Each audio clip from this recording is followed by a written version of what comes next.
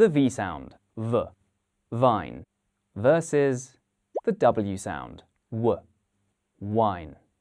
Let's look at the differences between the sounds. Feel. The V sound is made with the inside of the lower lip touching the upper front teeth. You might feel vibrations on your lower lip.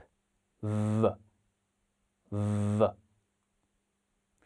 For the W sound, the lips are rounded and pushed forwards. Then they move into the position for the following vowel sound in the word. For example, in the word we, the lips round for the W sound, then relax for the vowel E, we. In the word war, the lips round for the W sound and stay rounded for the vowel or, war. The lips do not touch the teeth.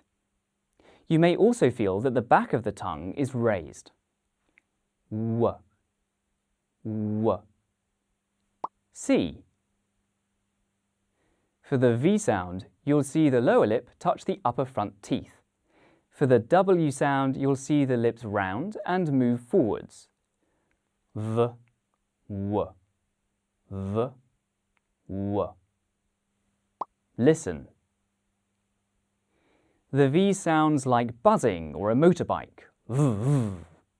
The W sound is like a very short oo vowel.